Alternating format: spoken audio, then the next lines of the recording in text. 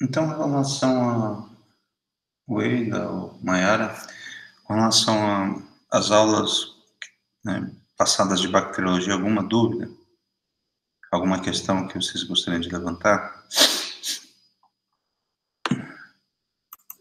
Eu só tenho uma pergunta para fazer, professor, porque no módulo 2 tem um local lá do Moodle que é para colocar o mapa mental do Pasteur lá. É para colocar os outros mapas mentais todos naquele local? Eu acho Que que só tem um espaço lá. só tem um. Eu vou checar lá, pra ver. Olha lá, por favor. Aí depois se tiver, porque geralmente eu deixo separado de prática com os de Louis Pasteur. E aí eu ver aqui. Deixa eu abrir. Painel.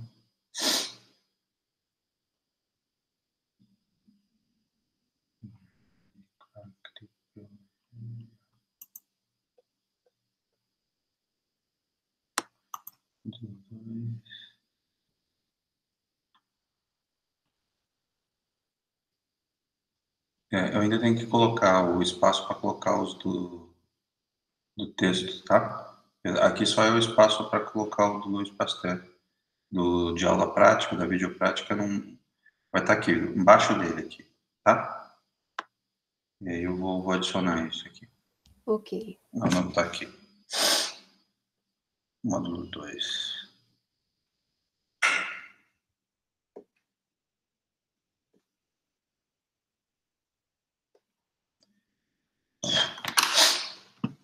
Então, eu vou falar agora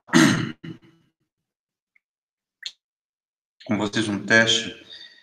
Geralmente, quando a gente fala dos próximos grupos, protozoários, né, ou fungos, o sistema de classificação é baseado em morfologia, ou seja, você olhar no microscópio e baseado naquilo que você identifica pela ampliação, aumento do organismo, você identifica esse protozoário, esse fungo. No caso de bactérias, são reações que a gente chama de reações bioquímicas, que são a etapa mais básica para você poder identificar. De acordo com testes que a gente chama qualitativos, reações, uso de alguns compostos químicos em meios, são chamados testes bioquímicos, são através desses testes que a gente utiliza para identificar as bactérias que a gente encontra na natureza, que sejam bactérias patogênicas, não patogênicas, bactérias em alimentos, bactérias em qualquer tipo de estratégia que a gente utilize para coleta. E normalmente as bactérias elas são vistas em uma condição de muita umidade. Então, em plantas a gente normalmente dá uma condição de câmara úmida que a gente chama, ou dentro de sacos, ou dentro de locais fechados, onde você tem a saturação de umidade bastante elevada. Ambientalmente existem momentos que você pode também provocar dias com muita neblina, são dias em que a saturação de umidade é quase de 100%. E isso favorece a existência e o desenvolvimento de bactérias. Agora estamos iniciando um período de seca. Nesse período de seca você vai encontrar uma menor quantidade, uma menor incidência na natureza de populações nos diferentes locais, né? As bactérias vão estar presentes em menor quantidade no ambiente quando você tem um ambiente com pouca água. Para vocês poderem entender melhor a importância da água versus a ecologia das bactérias, é importante que você entenda a questão dos flagelos, os vários grupos, né, as classificações das bactérias com relação aos flagelos, e isso é um elemento importante para que essa bactéria nade. O flagelo, a importância é para isso. Nas plantas, você pode, às vezes, realizar testes, né? Aqui você vem com o canivete e corta, né? Tipos de enxertias para verificar a questão da transmissibilidade de um tecido doente, de uma planta doente, para uma planta sadia, colocando propágulos e verificando se elas expressam sintomas. Existe um teste chamado teste do copo para solanáceas, com uma bactéria que produz muito, mas muito pus bacteriano. Então, a gente observa em plantas esse pus sendo extraído aqui, ó, um caule, ou de batata ou de tomate, que geralmente a planta expressa um sintoma de murcha, e aí quando você coloca em pouco, né, pelo tempo de 2 a 3 minutos, você vê esse fio de pus bacteriano. Então, nas plantas, você vai ver esse pus, essa mucilagem nas lesões, nas manchas, nas folhas, e num ambiente que tenha, né, o ambiente é um elemento que vai favorecer a incidência dessa bactéria. Existe um teste chamado de teste do fluxo, que é feito com lâminas, em que você pega um fragmento do tecido e observa aqui com água, um fragmento do tecido da planta, e você vai ver exudar a bactéria e ver um tremor, que é isso aqui basicamente que você vê. O teste do fluxo bacteriano em folhas e esse aqui é o teste do fluxo com ramos.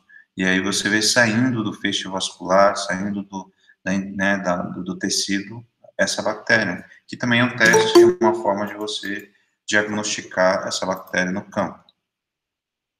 Aqui algumas condições que você pode fazer em laboratório, né, de coleta de materiais, deixando em potes, né, placas de Petri, sacos plásticos, potes, e dentro desses sacos você colocar papel umedecido, uma situação que você crie e reproduza uma situação ambiental de umidade. A câmara úmida é um elemento importante para que a bactéria se desenvolva. Então, você tem essa condição artificial de você reproduzir.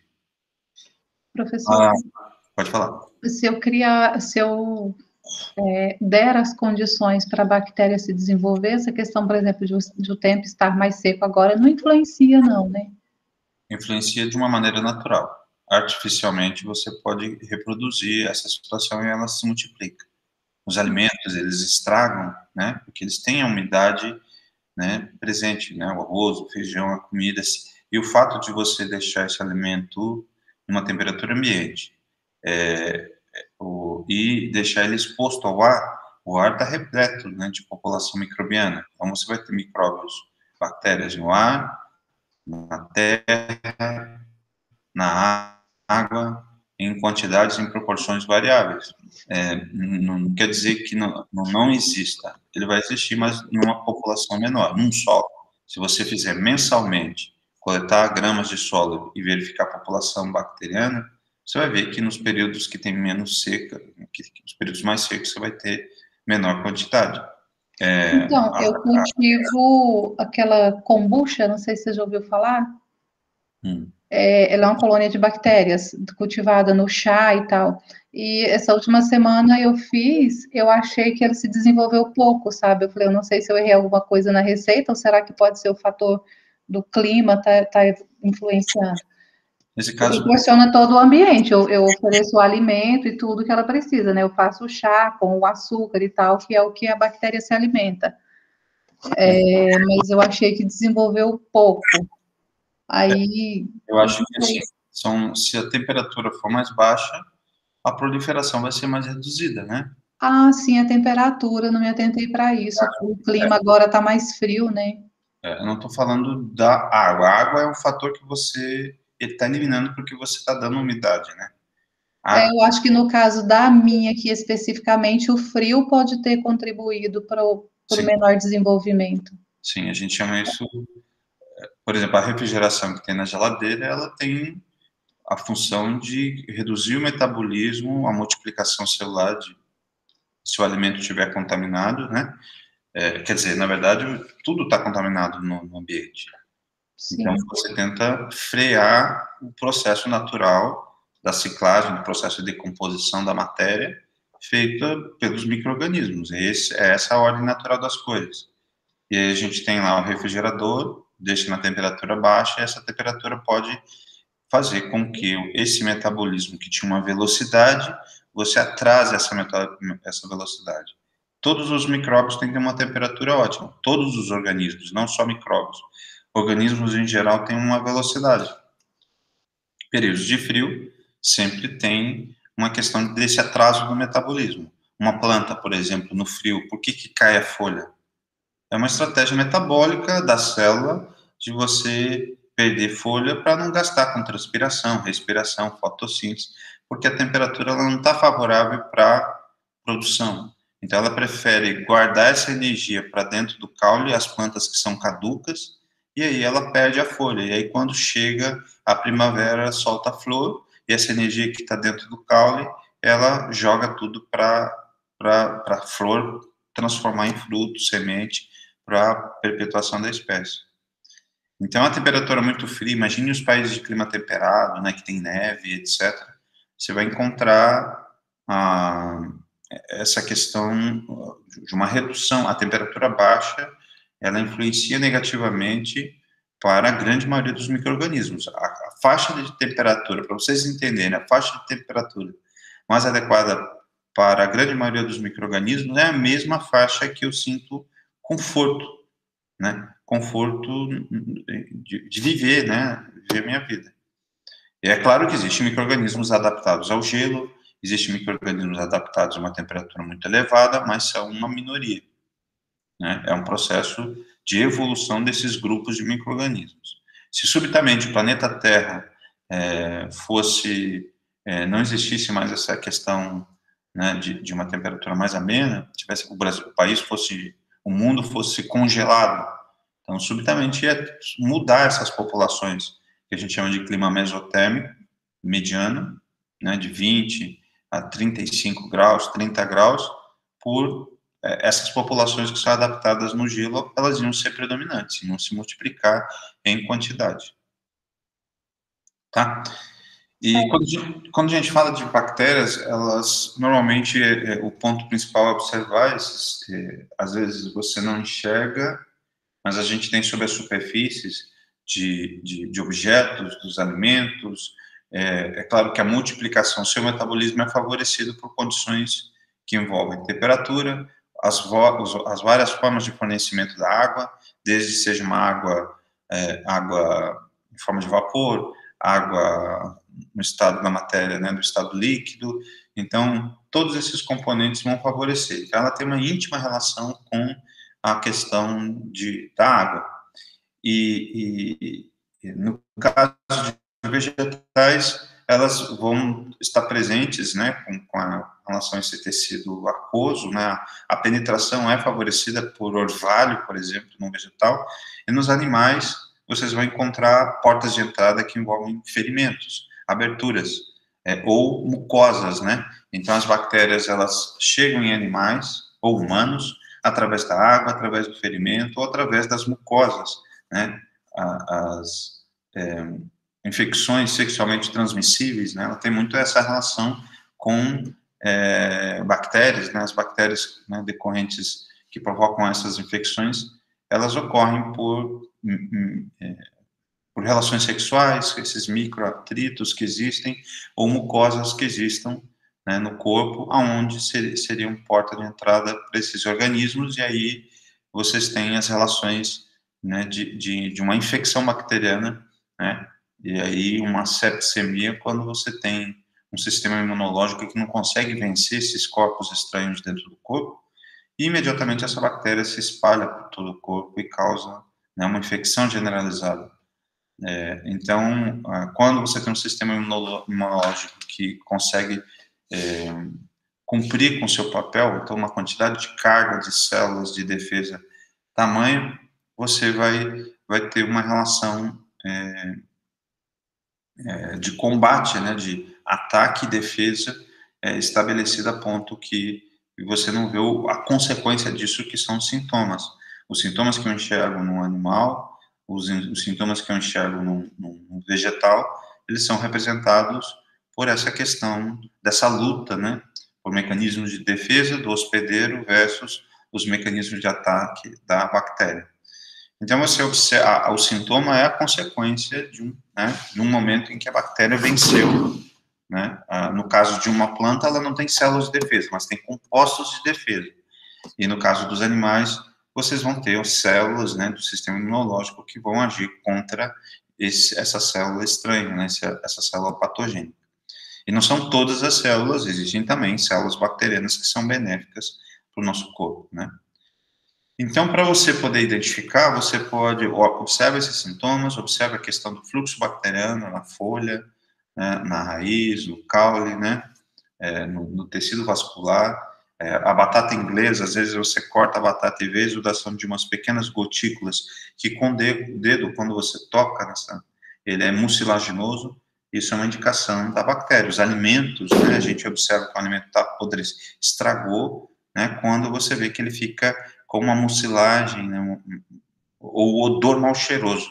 O mau cheiro, ele indica que da presença da bactéria. O cheiro de terra molhada é por causa de um actinomiceto, por causa da terra.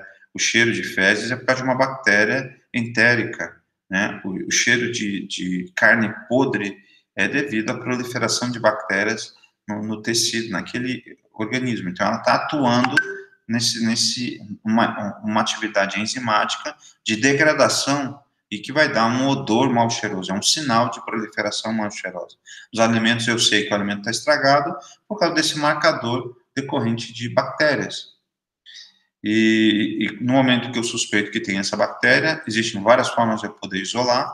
Eu vou isolar em uma cultura pura e depois, para observar se ela é patogênica ou não, existem testes feitos em ovo, por exemplo, para bactérias que causam doenças em animais, e testes feitos em plantas para bactérias que causam doenças em plantas. E aí, os testes bioquímicos e outros que a gente vai falar daqui a pouco, né? Então, os sintomas que a gente vê de fluxo, né, de anasaca, que a gente vê na planta, ou de murcho, realiza um teste de fluxo, que a gente mostrou agora há pouco,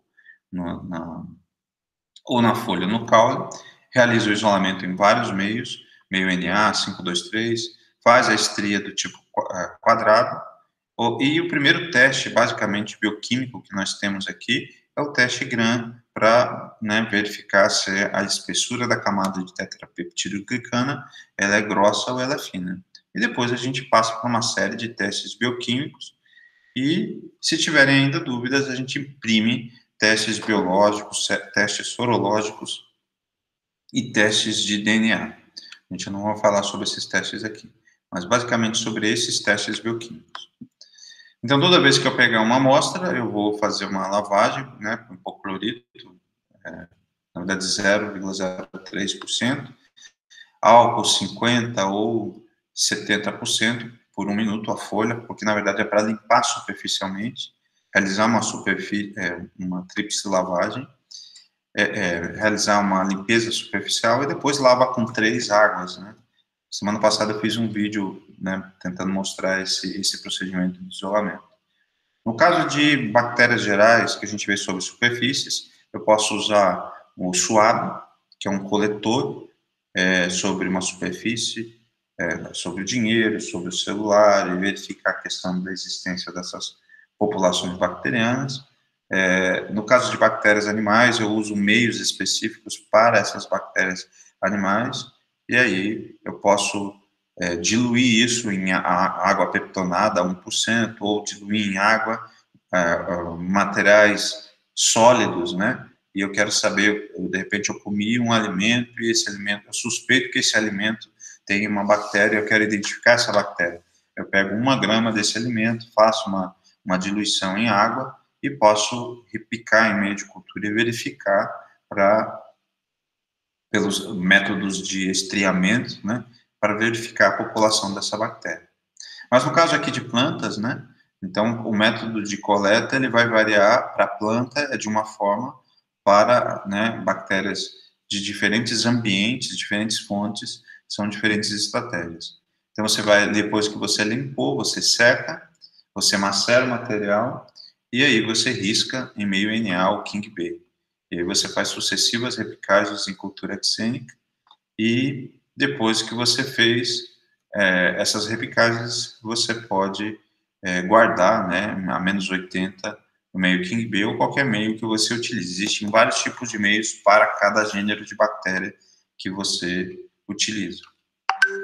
E essa bactéria isolada tem um teste que a gente chama teste de patogenicidade ou postulado de Koch, que baseia-se inicialmente o organismo deve estar associado a todas as plantas ou aos que apresentam o mesmo sintoma.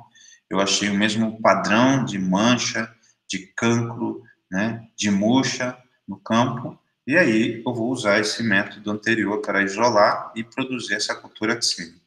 Depois que eu isolei, eu devo isolar, eu devo cultivar de uma maneira axênica, de uma cultura pura, e anotar informações dos seus dados morfológicos, da cultura que você tem, coloração, tamanho, tempo, né, características que são importantes fenotipicamente. Depois eu vou pegar a mesma planta que eu encontrei inicialmente, que eu isolei, digamos que eu peguei de melancia. Eu isolei uma bactéria proveniente de melancia, de uma cultura pura, e vou inocular nas plantas de melancia e observar se elas vão apresentar os mesmos sintomas originais que me permitiram isolar essa bactéria inicialmente. Então, eu primeiro verifico, espero um determinado tempo, estabelecendo uma condição de câmara úmida, e se ela observar se apresentar o mesmo sintoma inicial, vocês vão encontrar, vocês comprovaram uma primeira etapa dos postulados de Koch ou teste de patogenicidade, que é a reprodução de um sistema conduzido por vocês, de um sistema artificial dos sintomas dessa bactéria. E aí depois você vai isolar de novo desse sintoma produzido artificialmente, ser essa última etapa, o organismo deve ser isolado novamente em cultura pura e apresentar as mesmas características observadas.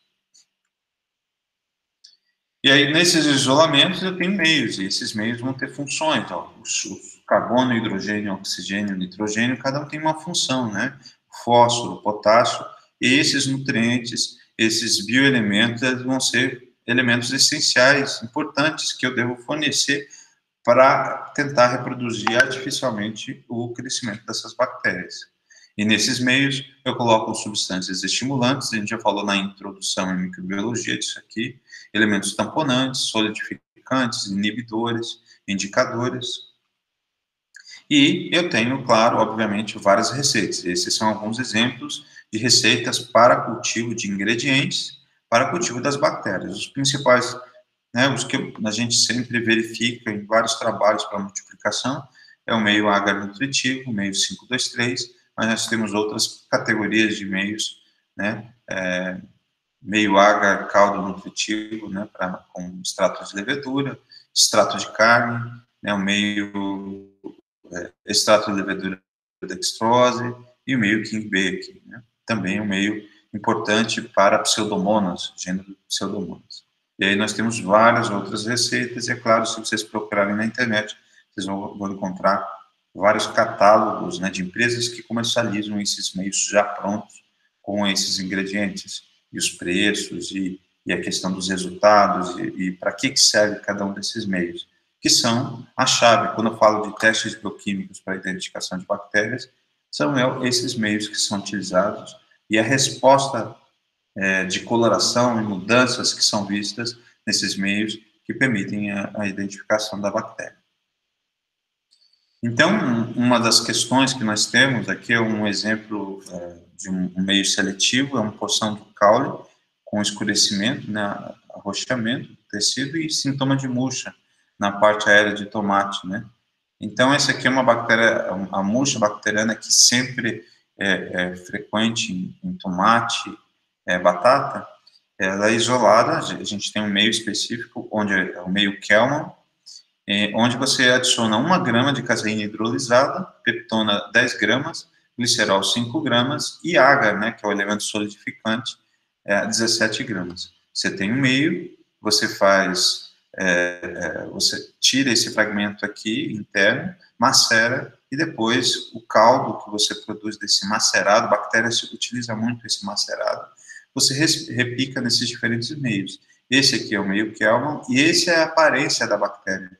E aí, quando você coloca no meio básico para diferenciação de biovários, ele vai ter um outro tipo de padrão. A mesma bactéria com um padrão fenotípico diferente, né, que vocês vão encontrar.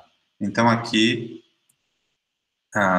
o NH4, H2PO4, né, a concentração que é colocada por litro, o cloreto, né, de potássio, o sulfato de magnésio, né, hidratado, 7 vezes hidratado, 0,2 gramas, e esses são os componentes utilizados para para a diferenciação de variantes da bactéria, que é um exemplo só de meio, né, que estou querendo colocar, de um meio seletivo para uma espécie de bactéria. Geralmente, não só para bactérias, né, os únicos organismos que crescem artificialmente são bactérias e fungos. Com relação à manipulação, há necessidade de que você sempre faça as manipulações. A gente tem um instrumento em bacteriologia que é muito importante, que é a alça de platina, que tem uma bolinha na ponta. E todos os procedimentos vocês fazem sempre próximo à chama. E por que eu faço próximo à chama? Porque a área mais estéril que vocês têm do ar dentro da câmara de fluxo, que o ar sempre é filtrado, é próximo a essa chama. Então, tanto do bico de Bunsen quanto de uma lamparina, tá? Até aqui, alguma dúvida, gente?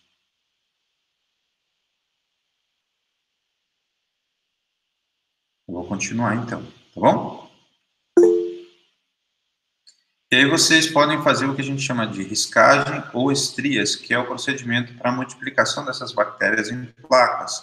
Então, vocês vão riscar, né, aqui eu pego a concentração, geralmente é de uma suspensão, de uma a fonte da onde você retira, né, o isolamento é da onde você retira de uma fonte, de um substrato, e ele é macerado dentro de um caldo, dentro de um líquido, né, de um esfregaço, que a gente chama. E aí você vai riscar várias vezes no mesmo ponto, vai indo várias vezes no mesmo ponto, vem para cá, vai e volta. E aí aqui, ou você pode seguir igual ele fez aqui, um zigue-zague, ou só ir unidirecionalmente, sem encostar nessa primeira parte. Então tem a fase A, fase B, fase C e a fase D para a produção dessas estrias, para você isolar essa bactéria. Aqui é uma outra explicação aqui sobre sobre esse estriamento para isolamento de bactérias a partir desses esfregaços, tá?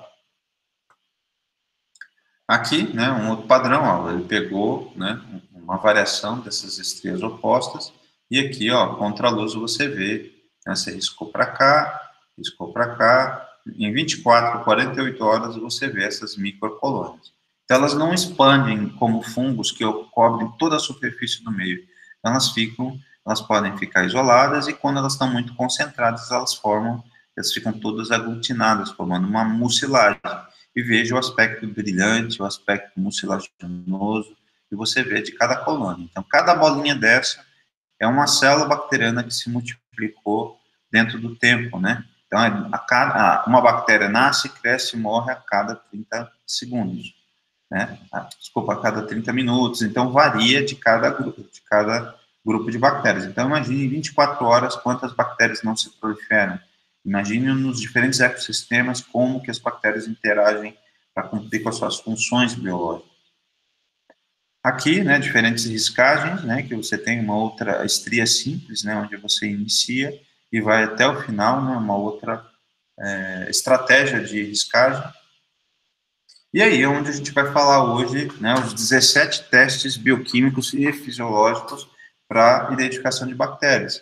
O teste de coloração GRAM ou KOH, a ação do leite litmus, o teste de aerobiose, a arginina dehidrolase, teste de catalase, a detecção de enzimas pectolíticas, né, o teste de hidrólise de esculina, hidrólise de amido, hidrólise de gelatina, hidrólise de Twin 80, Levan, a nucleação de gelo, o teste de oxidação e fermentação da glicose, e, né, então, aqui vocês têm, na verdade, a glicose, vocês têm diferentes fontes de açúcares, e observa qual bactéria que utiliza, o resultado é positivo ou negativo para o uso dessas diferentes fontes de açúcar.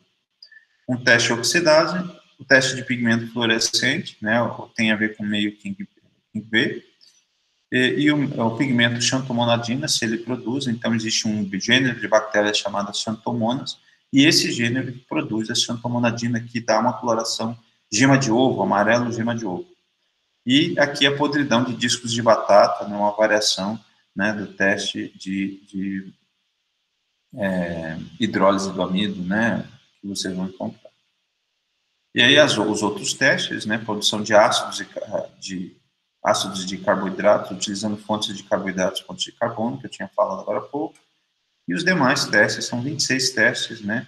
Então, os testes biomoleculares a gente não vai falar, é até o teste 25 aqui. Então, em Cowles, né, normalmente você utiliza os testes, né, que a gente tem como clássicos o teste de exudação, né, a questão do fluxo bacteriano da folha, né, ou a corrida bacteriana no teste do copo, que a gente deixa o caule mergulhado na água e vai ver do miolo, né, você cortou, vai sair uma corrida bacteriana na água dentro de 5, 3 minutos, tá? A reação de hipersensibilidade é um teste de inoculação da bactéria e verifica, né, as 3 tipos de sintomas que podem encontrar com uma bactéria não patogênica, uma bactéria estabelecendo reação de hipersensibilidade ou uma bactéria com reação suscetível. Geralmente, você utiliza folhas de fumo para a realização desse teste. E os meios de cultura nutriente agar, né, um nutriente que você utiliza para isolamento, a coloração, né, a morfologia e coloração da colônia no meio QIMP, e os testes de fluorescência que são utilizados para algumas pseudomonas. Então, esse aqui é um teste que a gente utiliza na disciplina de micro, em geral, em que você pega a fixação, primeiro você pega a bactéria e coloca numa placa. Então, olhem só essa ilustração. Esse é um teste GRAM, esse é uma outra variação de teste GRAM, tá? Então, aqui, primeiro eu pego a bactéria e fixo, ou seja, eu faço um esfregaço, eu isolei numa placa, né? Como vocês viram aqui, uma placa de bactéria, eu peguei essa colônia, e aí eu misturei com um pouquinho d'água e botei numa chama do fogo e botei numa superfície fria. E aí, para a bactéria ficar presa, então ela fica sequinha e presa sobre essa superfície do vidro. Então, isso é o que a gente chama de fixação. Daí, nesse momento, eu coloco o cristal violeta na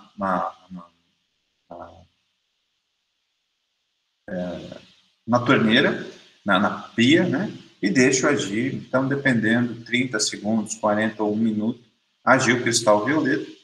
Depois, 30 segundos, eu lavo com água corrente. E aí, né? Professor, não vai desprender? Como eu peguei e fiz a fixação, a bactéria está presa na superfície da célula.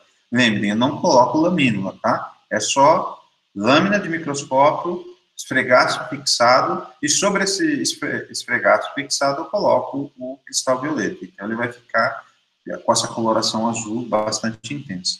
Depois eu lavo com água, coloco o Lugol, né, 30 segundos, e aí eu faço uma descoloração, né, e lavo com água de novo, faço uma descoloração com álcool éter, 1 para 1, e aí ele vai ficar o seguinte.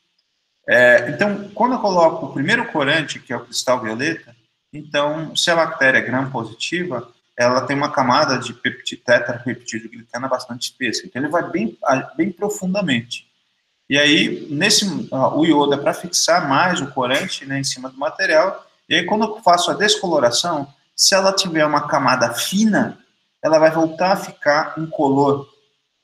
E aí, quando eu colocar o próximo corante, que é a safranina, que ela é rosa, ela vai ficar da coloração rosa. Então, as gram-negativas ficam com colorações rosas e as gram-positivas continuam roxas, porque esse álcool éter que foi adicionado aqui não promoveu a descoloração, ela vai continuar ficando roxa, porque é como se fosse uma grande camada da parede que absorveu o corante, e quando eu coloco um agente para descolorir, ele não consegue agir em profundidade, o álcool éter. Por quê? Porque a camada da parede da bactéria, das células, ela é muito espessa e ela absorveu o corante e não conseguiu fazer essa retirada e essa substituição, né, do corante.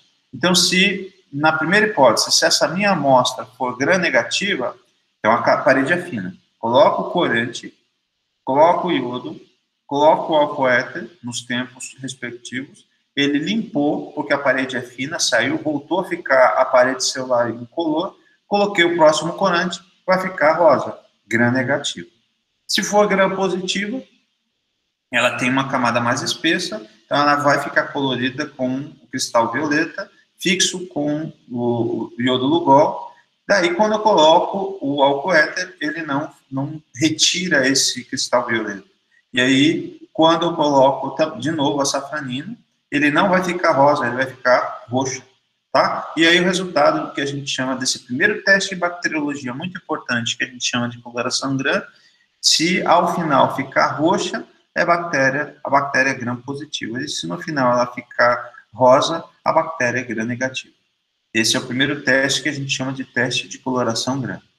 Existe um segundo teste que a gente chama também teste de Gram, só que a gente chama com a aplicação de hidróxido de potássio a 3%.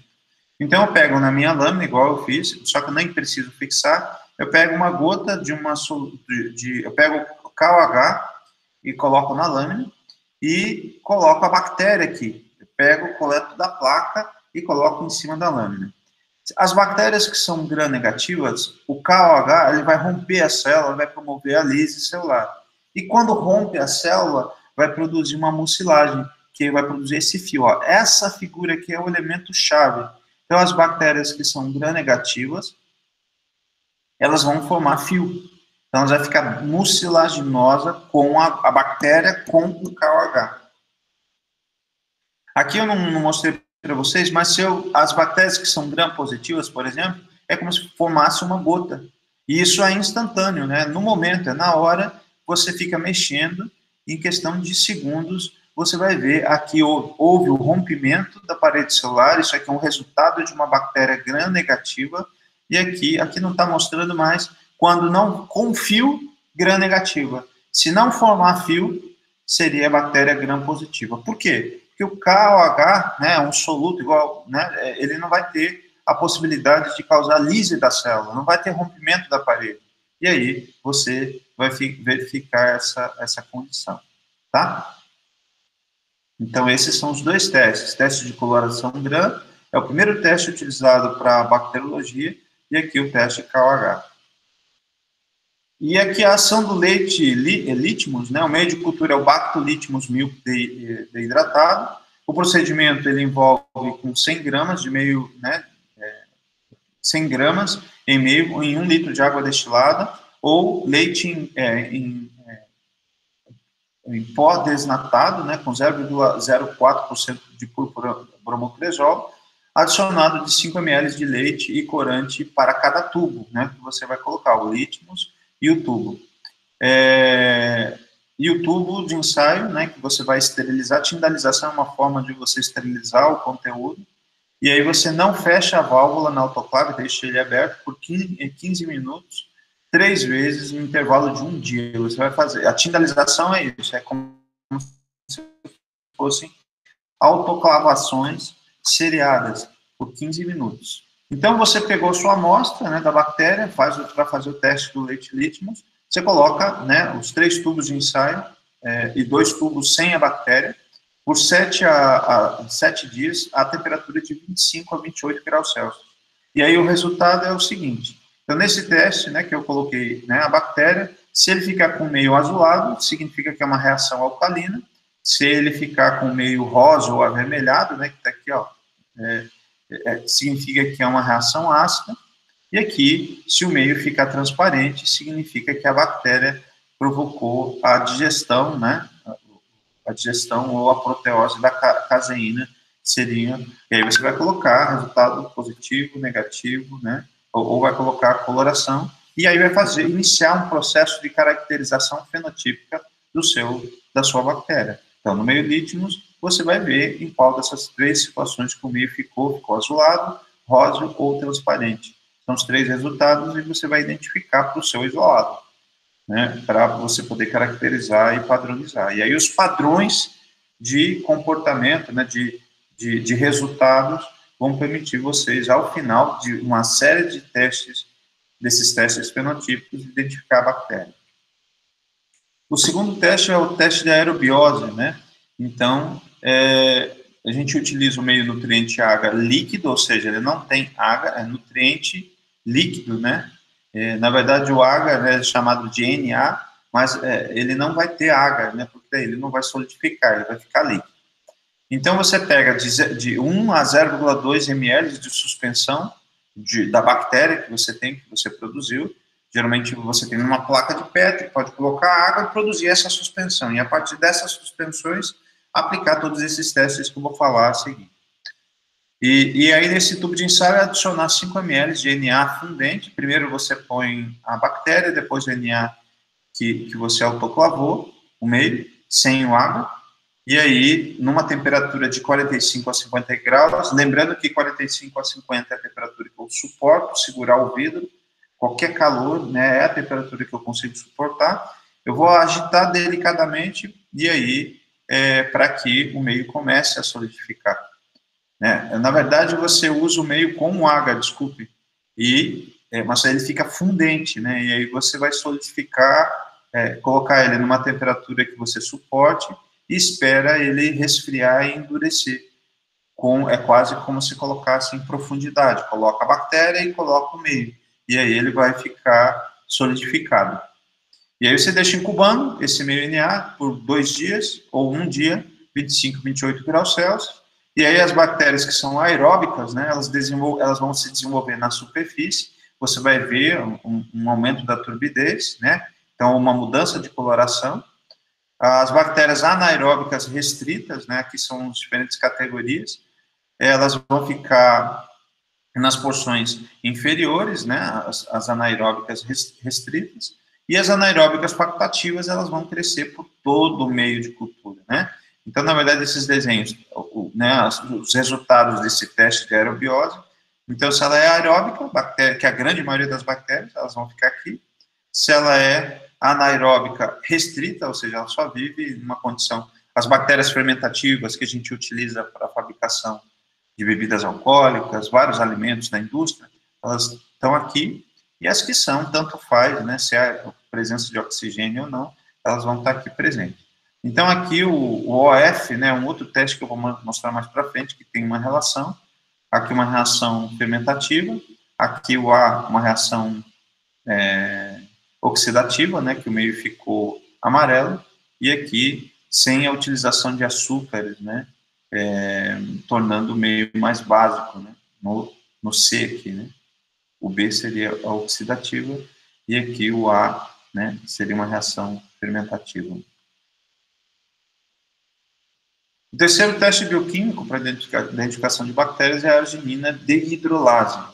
Então, é um meio que utiliza o meio Thorne, né, que tem essa concentração desses ingredientes. O procedimento, você coloca 5 ml num tubo de ensaio desses ingredientes e deixa ele solidificar em pé. E aí, né, você vai fazer a repicagem desses 3 tubos contendo o meio solidificado e o controle com 2 tubos, né. E aí você vai adicionar o óleo mineral ou vaselina em cima do meio de cultura. Então, aqui é o óleo mineral, ó. Essa parte branca é o óleo que você adiciona, né? Então, você tem o meio, pega com a alça de platina e meio que perfura, pode perfurar o meio para inocular, e depois você adiciona a vaselina ou óleo mineral que é autoclavado, né? Eu preciso usar um óleo mineral que não tenha um micro-organismo, para que o único micro-organismo aqui no teste seja o que eu estou adicionando. Você vai analisar, né, incubar. Incubar é deixar reagir por um determinado período de tempo, que nesse caso são 56 horas, a temperatura de 27 a 28 graus Celsius. O resultado é, né, a coloração rosa ou vermelha, o resultado positivo, a reação de liberação de enzima, de descarboxilação, né, esse aqui seria o resultado positivo, e a hidrólise com aumento do pH do meio, né, vai ficar com esse tipo de reação. E aqui são os resultados negativos, quando não muda a coloração, ela continua amarelada, tá? E esse é o teste de arginina dehidrolase. Aqui a catalase também, aqui é um teste que a gente faz no laboratório, bem simples. Você tem a colônia isolada numa placa, e aí você coloca uma gota de água, peróxido de hidrogênio a 3% na lâmina de microscópio. E aí você vai transferir a bactéria para essa gota, e aí você vê um resultado de imediato, tá? E aí vai ver a formação de gás, e aí indica o resultado positivo. Então, a catalase positiva, quando a bactéria em contato com a água oxigenada, ela começa a borbulhar. Não sei se vocês já fizeram isso. Você sabe que as bactérias, quando você tem ferimentos, vocês não colocam água oxigenada, E vocês já viram a formação da bolha nas feridas? Então, aquilo dali significa que tinham bactérias nos ferimentos que você tinha, que você colocou, e que estava havendo uma infecção, e que você provocou provocou a morte da bactéria, porque a gente usa como um antisséptico, né? A questão da água oxigenada. E aí, ali você, na tua pele, você está fazendo um teste de catalase positiva. Então, você está reconhecendo que existe essa população bacteriana. Aproveitando, né, essa mesma informação, né, vocês já viram um pus, né, que se forma, né, o pus que se forma em algumas ferimentos que nós temos no nosso corpo. Esse pus também está relacionado a uma reação do corpo, né, as células de defesa, elas tentam combater uma invasão bacteriana, e aí vai formar esse pus também, porque é uma porta de entrada que o organismo está tentando entrar, tá? Então, lembrando que a catalase é uma enzima que decompõe o peróxido de hidrogênio, que após a aplicação da solução de peróxido de hidrogênio 3%, ela vai produzir essas bolhas, então, devido à produção de oxigênio, e isso evidencia o resultado positivo do teste de catalase. Aqui o teste 5, né, teste de detecção de enzimas pectolíticas, né, então, lembrando que vocês já viram um tomate dissolvendo na geladeira, né? Então, ele dissolve e fede muito, né? Muitas hortaliças, elas fedem, ou tem um odor mal cheiroso, é porque vocês têm bactérias presentes nesses vegetais, no tomate, no pimentão, e ele vai dissolver. E ele dissolve porque a bactéria possui enzimas que destroem, né, as pectinas, que são componentes da parede celular desses frutos. E aí vai fazer com que o conteúdo interno da célula se extravase. E isso faz com que haja a decomposição, né, daquele vegetal, a destruição daquele vegetal. O meio de cultura é o meio, né, para detecção, é o meio MP, que tem esses ingredientes, né. O procedimento você vai verter em placa, de 3 a 4 dias na superfície você vai adicionar esse composto químico, né, o brometo de hexadeciltrometiloamônio, você vai colocar na superfície do meio e a bactéria você vai adicionar. E aí, aonde você colocou a bactéria, né, com a presença do halo branco, né, esse halo que vocês estão vendo aqui, né, então aqui são 2 testes, né, aqui para o aspergillus, né, que foi colocado para um fungo, e aqui para a bactéria, que você pode utilizar. A presença do halo branco ao redor da colônia, visto numa superfície escura, indica uma reação positiva, que o organismo, aqui é o fungo, né, tem enzimas pectolíticas, e aqui que a bactéria também possui enzimas pectolíticas. O meio, né, das colônias, eles podem ficar afundados devido à digestão do polipectato de sódio, indicando também uma reação positiva, né, que vocês vão encontrar. Aqui é, né, um fungo, e aqui o caso de uma bactéria, a reação transparente, né, esse halo branco circundando a colônia que você colocou na placa, tá? Então, bota o meio, bota a bactéria, adiciona esse composto químico, esse brometo, e aí, se eles formarem halos, né, isso indica que a bactéria tem enzimas que degradam parede celular, que degradam pectina. E aí você tem um resultado positivo ou negativo, né? Então, a gente está no 5º teste, também um teste qualitativo. A hidrólise da esculina. Então, a esculina é um meio de cultura à base de esculina, peptona, água. Então, você vai colocar num tubo de ensaio, nesse meio, né? 5 ml de tubo de ensaio serão autoclavados com água solidificada de uma maneira inclinada. Você deixa ele dentro de uma superfície, né? E aí você vai inocular em cada tubo, né, a bactéria, 3 tubos e 2 a testemunha, né, sem a bactéria. E deixar de 3 a 4 dias de 25 a 28 graus. E aí o resultado, quando o meio de cultura fica escuro, ó, esse é o resultado, enegrecimento ou desaparecimento da fluorescência no meio de cultivo, isso indica uma reação positiva da hidrólise da esculina, né, hidrólise, uma reação química de quebra desse composto químico feito pela bactéria. Aqui acho que foi feito numa placa de Petri, mas aqui, ó, o meio, e aqui o tubo de ensaio, o resultado positivo, teste 6. A hidrólise do amido, né, você também vai ter, reparem que sempre vai se repetir uma relação bioquímica repetitiva, é um perfil fenotípico que você vai caracterizar para cada bactéria. Então, você tem do amido, vai verter isso em placa, vai riscar as bactérias nessa placa, deixar de 5 a 7 dias, 25 a 28 graus Celsius, e aí, se vocês observarem zonas ou halos, halos é aquilo que circunda onde você coloca a bactéria, e se ficar, né, esses halos transparentes ao redor das colônias, e o restante meio azulado, a reação é positiva, né? Aqui é um halo, e aqui é a reação negativa. Aqui sem halo, e aqui com um halo bem desenvolvido, ó, positivo, e aqui o resultado negativo, tá? Aqui de uma forma mais esquemática, né? Isso é o teste de hidrólise do amido. Usou, formou esse halo.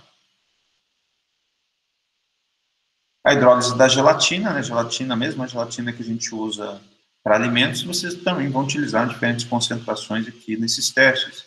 Uma gelatina mais purificada, obviamente, né? Porque é para experimentação. E aí você tem esses componentes, o procedimento é de 5 ml do tubo de ensaio, autoclava esse meio e coloca na geladeira para solidificar. E aí o que acontece, né? A incubação, você vai colocar, né, a alça de platina no interior desse tubo, né? Ou colocar numa placa, e aí, né, 3 tubos por isolado e 2 controles, é o padrão, 7 dias de incubação de 25 a 28 graus Celsius, e depois colocar sob refrigeração após a incubação. E aí o meio de cultura fica liquefeito, né, porque ele vai atuar na gelatina, então logo ele não vai ficar mais rígido, né, não vai ficar sólido. Então o resultado positivo seria esse aqui, ó, que o meio fica líquido. A bactéria hidrolisa a gelatina. E nesse caso seria o resultado negativo quando ela não hidrolisa. Então aqui não está dando para, se fosse uma filmagem seria fácil, mas ela fica num posicionamento mais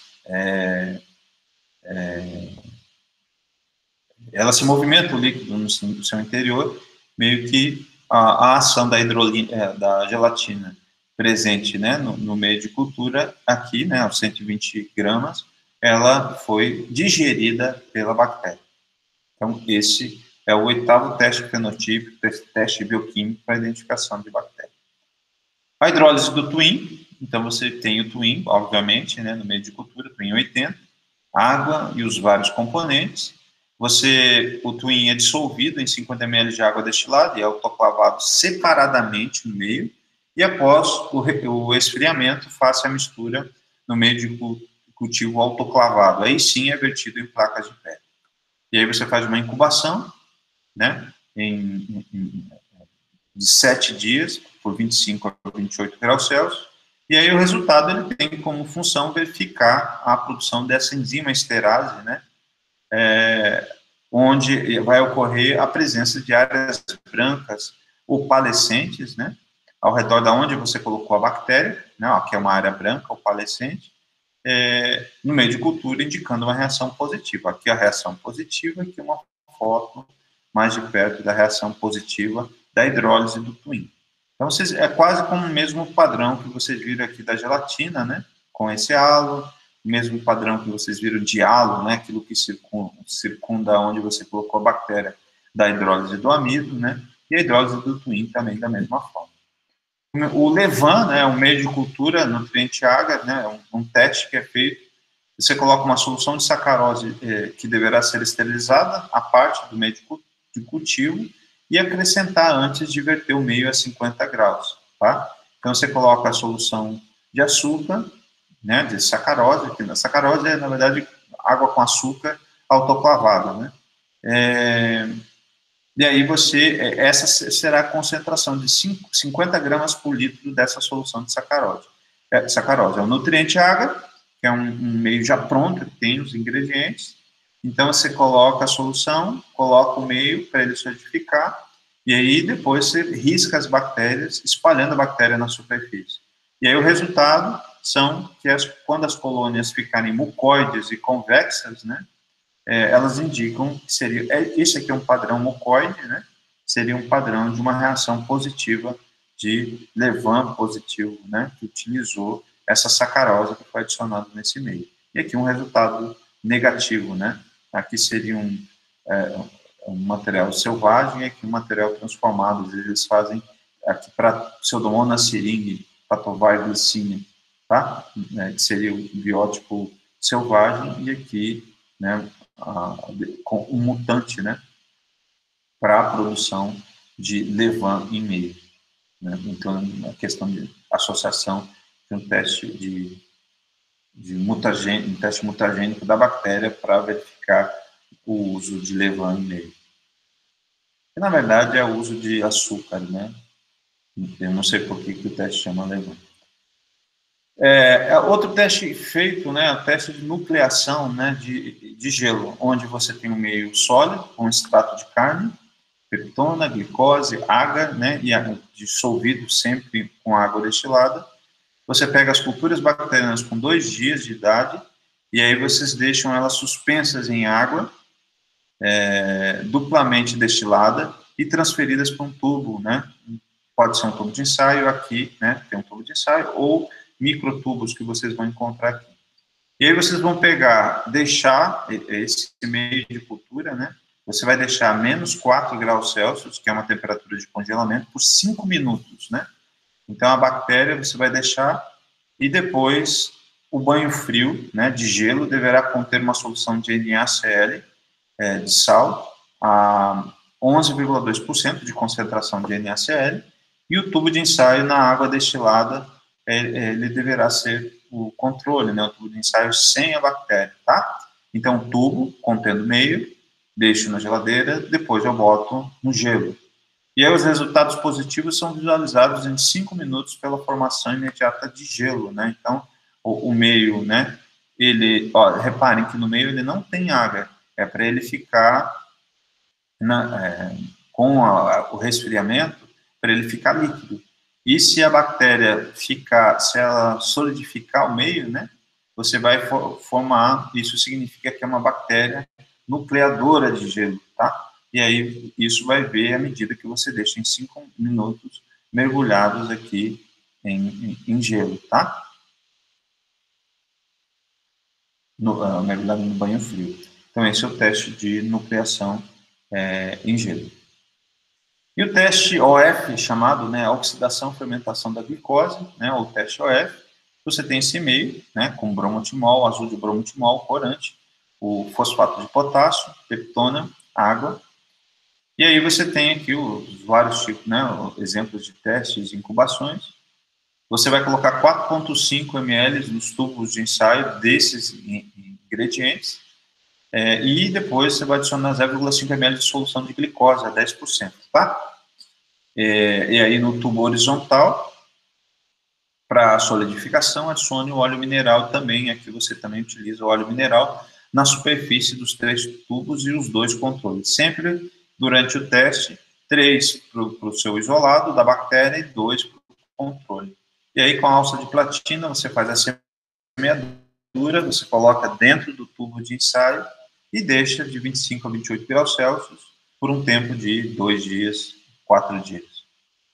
E aí, quando o resultado, ele vai ser dado pela diferenciação, né, desse metabolismo que a gente chama oxidativo, né, ou fermentativo de carboidratos, onde a cor amarela indica a produção de ácido, então aqui houve a produção de ácido, né, e os organismos, as bactérias que são fermentativas produzem ácidos, né, em meio com ou sem óleo, né, por causa da história do oxigênio, e aí é um resultado positivo.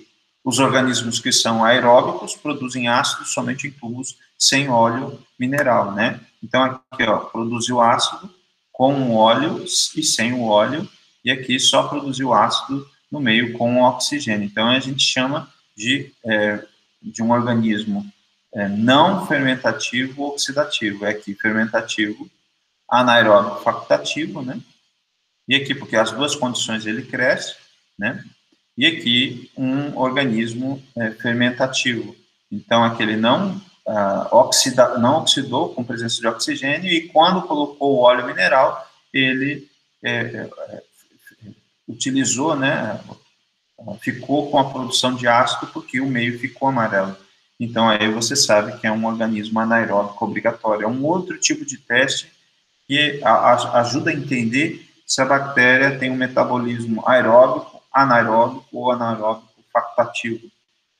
Lembrando que essa segunda placa, desses 4, esse segundo tubo, foi adicionado óleo mineral, ou seja, colocou a bactéria, colocou óleo mineral, então ela ficou numa condição de anaerobiose. E aqui, uma condição, nesse segundo, primeiro, uma condição de aerobiose. Aerobiose, aerobiose. E se mudou de cor, significa que houve a formação de ácido que ela utilizou do meio, com a presença de oxigênio, E aí você pode caracterizar que os dois ficaram de coloração amarela, tanto numa condição aeróbica quanto numa condição anaeróbica. Logo, ela é uma bactéria anaeróbica facultativa. Ela pode viver tanto com presença de oxigênio quanto sem. Aqui é uma bactéria que precisa de oxigênio, que tem um metabolismo oxidativo, Ela formou ácidos a partir de somente na condição aeróbica. Aqui não. E aqui é justamente o contrário. A gente sabe que é um anaeróbico facultativo. Ele só usou o componente químico do meio, só produziu ácido a partir do meio numa condição anaeróbica. Aqui não fez nada com o meio, tá? E aqui o controle, com o óleo, sem nada, e aqui no oxigênio, para vocês observarem a diferença do teste OF, tá? É um teste muito importante em bacteriologia. A oxidase, é um meio que utiliza o meio nutriente água com 1%, contendo 1% de glicose. Então, você vai pegar culturas com 3 a 4 dias de idade, é um padrão essa idade da cultura bacteriana, vai pegar um pedaço de papel de filtro estéreo contendo tetrametil-p-fenillenediamina de hidroclorido a 1%, e aí você vai mergulhar a cultura bacteriana nesse papel e deixa por 10 segundos. E aí o resultado das colorações que você colocou a bactéria, se ela ficar de coloração púrpura por 10 segundos, a reação é positiva, a oxidase é positiva.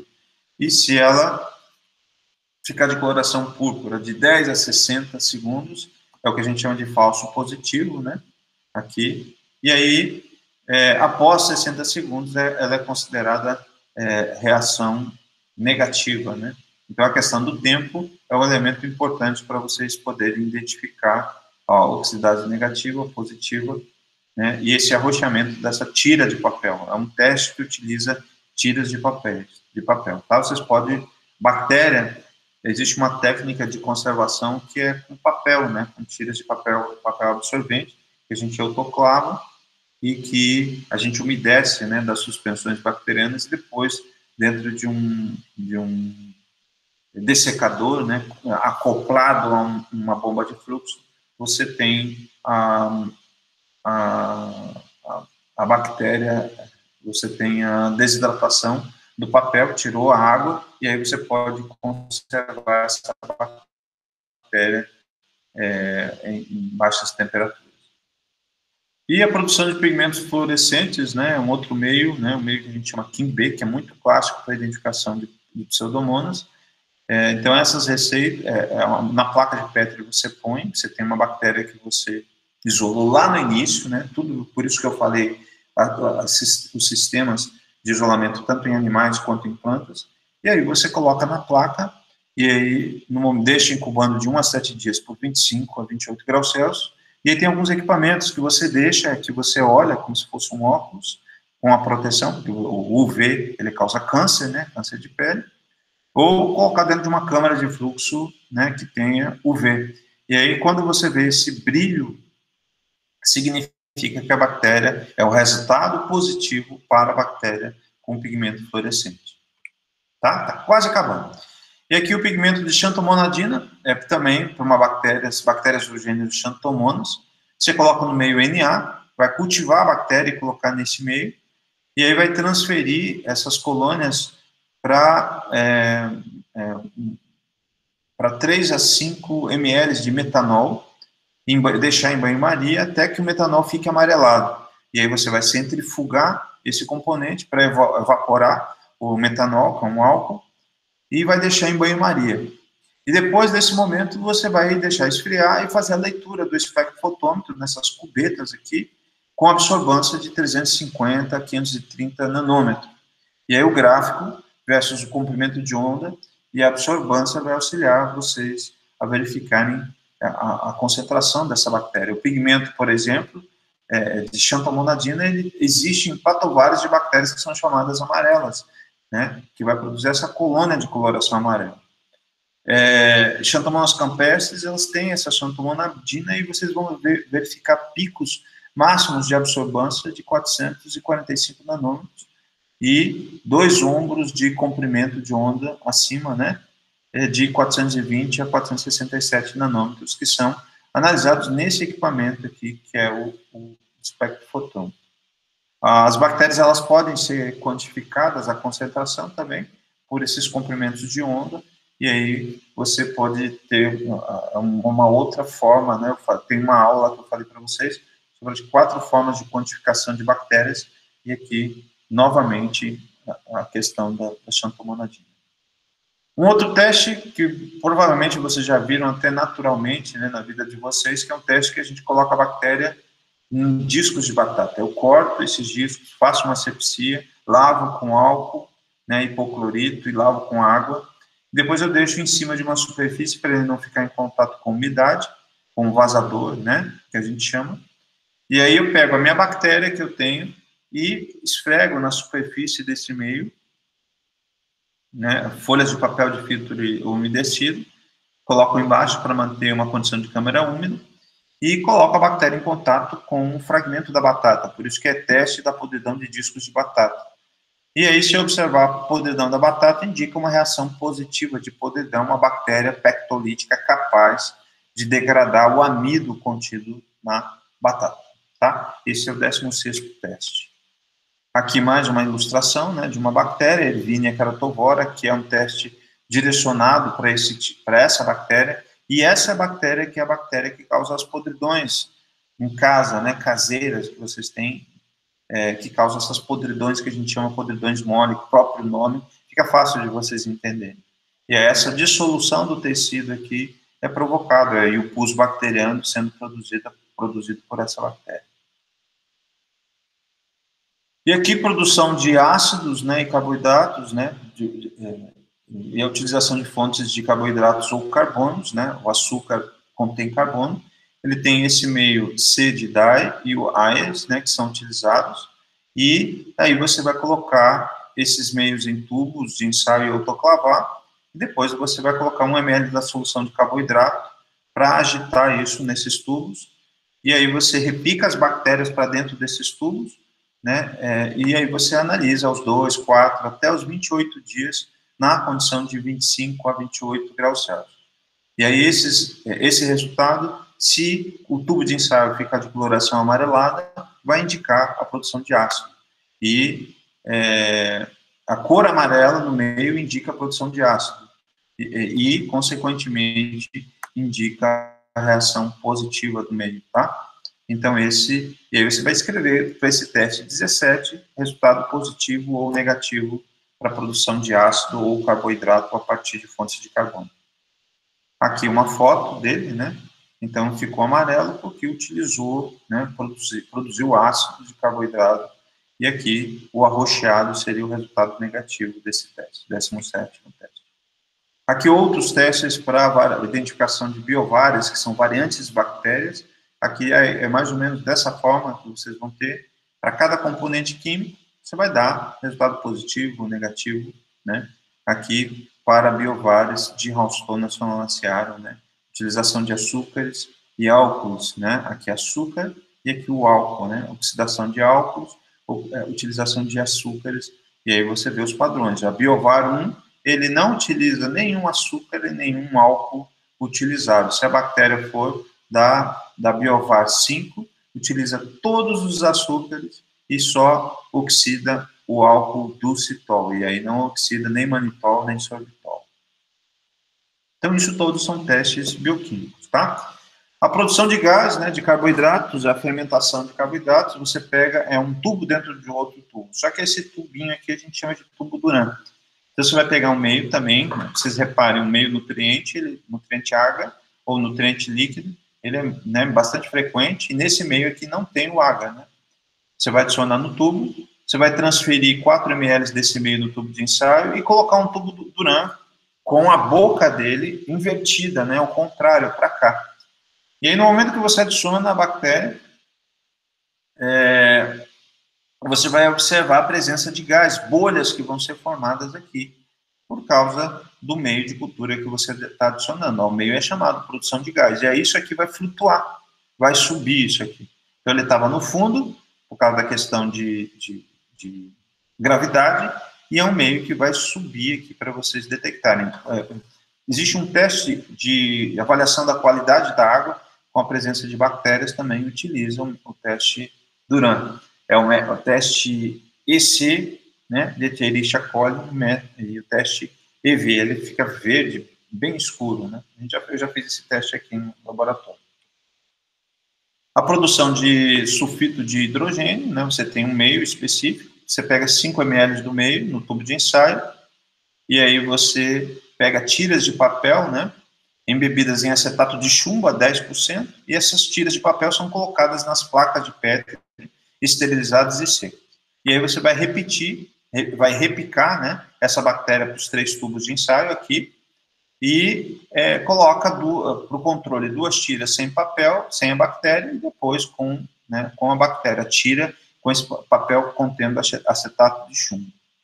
E aí você vai adicionar essas tiras de papel estéreo, né, de acetato de chumbo dentro do tubo. Você vai deixar por 14 dias, de 25 a 28 graus Celsius, e aí o resultado vai indicar que ele a bactéria vai revelar a habilidade da bactéria de liberar gás, né, gás sulfídrico do enxofre contido na cistina e a metionina. E o enegrecimento, ó, aqui ficou preto, né, indica que o papel tem uma reação positiva, tá? Então, esse seria o teste, não, o papel, o tubo de ensaio vai mergulhar o papel aqui nessa suspensão, e esse padrão aqui, né, de uso da cistina ou metionina num papel contendo acetato de chumbo. E lembrando que você bota a bactéria antes e deixa esse período de 14 dias incubando junto com esse papel no seu interior. Aqui, né, o papel escurecido, né, que você deixou com o tubo, indicando a reação positiva de produção, né, de sulfito de hidrogênio com a ação da bactéria, que a bactéria produz esse composto químico. A produção de indol, né, então você tem um meio, você vai transferir 5 ml desse meio, também com tiras de papel, com ácido oxálico que você vai adicionar, e vai transferir para placas de Petri esterilizadas, né, e secas, né. Em 3 tubos você vai repicar com a bactéria. E aí deixando incubar, né, adiciona as tiras de papel também com a solução de ácido oxálico a 10%. E aqui, o resultado em outro tipo, né, Escherichia coli, salmonella. E o papel de coloração rosa, né, o vermelho, significa um resultado positivo, tá? Aqui um outro tipo, né, de padrão, você pode fazer tira, às vezes um disco de papel que você adiciona, papel que foi embebido em solução de ácido oxálico, tá? Aqui resultado positivo, né, aqui uma outra a produção indol, né, resultado negativo e resultado positivo aqui. Aqui um outro tipo de meio, utilizado também para esse teste, né, e também para a obtenção do mesmo resultado, tá? Um meio triptofano e aqui um meio, o reagente de COVAX, né, componentes químicos diferentes, para o mesmo teste, né, a gente chama de produção de indol. O teste de urease, vocês têm aqui o meio YS, com esses componentes que são utilizados, né, que você geralmente sempre vai, o procedimento de autoclavagem, né, sempre quase o mesmo. Você vai pegar uma solução de ureia 10%, vai esterilizar, fazer uma filtragem e adicionar 1 ml dessa solução nos tubos de ensaio, contendo esse meio YS que você já autoclavou anteriormente. Então, a solução de ureia autoclavada, né, e a solução do meio de cultura, né, também, ele tem água também, né, Aqui é um meio, né? Aqui é um meio que está solidificado, né? Então ele deve conter água, né? E aí você vai colocar a bactéria contendo tanto a solução de ureia quanto o meio e deixar em 3 tubos, né? Contendo ureia, 2 tubos só com WS e incubar de 5 a 7 dias a 25, 28 graus Celsius. E aí quando você coloca a bactéria nesse meio, né, nessa condição, se a bactéria utilizar a urease, que você está adicionando no meio, o aumento do pH faz com que o meio de cultura fique, contendo ureia, ele fique intenso e arroxeado, né, aqui ó, arroxeado, indicando a atividade da enzima urease e é uma reação positiva, arroxeado ou rosa-choque aqui, né, foto, tá? E quando a urease é negativa, ele vai ficar amarelado, né, aqui sem água e aqui com água. Então, o resultado positivo, ele vai ficar rosa-choque ou aqui arroxeado para esse teste. Agora, no teste que a gente chama de teste em vivo, né, em planta, você vai ter a bactéria toda, né, todos os nossos testes vêm de uma placa ou de um tubo contendo uma bactéria que você vai empregar, toda essa bateria de testes. Então, dá muito trabalho, de certo modo, identificar uma bactéria, enquadrá-la dentro desses perfis fenotípicos, né? Então, você vai inocular essa bactéria numa suspensão com água, né? Pode ser essas concentrações, e você vai injetar, né, com uma seringa, pode ser com agulha ou sem agulha. Eu já fiz sem agulha, coloco a luva, e aí eu faço a infiltração, que a gente chama de infiltração em folha de fumo. E aí, depois de 24 horas, você observa uma área necrosada, né? Então, aonde você observou a infiltração, se observar essa necrose, seria um resultado de uma reação de resistência, uma reação de hipersensibilidade. Se não aparecer sintomas, significa que a bactéria não é uma bactéria patogênica, né? E se ela pegar e avançar o crescimento e destruir toda a folha, significa que ela é patogênica, que são os 3 padrões de sintomas: reação sem sintoma, com reação de hipersensibilidade ou reação de resistência, né, morte celular programada, ou a reação de patogenicidade, que nada mais é que a bactéria avança o crescimento e a morte de toda a... Eu consigo ver a olho nu aonde a suspensão penetrou. Se a bactéria consegue sair além dessa região aonde a bactéria penetrou, isso significa que ela é uma bactéria patogênica, tá? Isso é o que a gente chama de reação de hipersensibilidade, um teste feito em casa de vegetação, um teste de detecção de bactérias. Mesma coisa aqui, ó, ela avançando, né? Aqui, ó, ela avançou o tecido causando a necrose e os 3 sintomas que eu falei para vocês. Então, uma bactéria patogênica, né, fitopatogênica, que a gente chama um sintoma positivo, sem reação de hipersensibilidade, ele não fica local.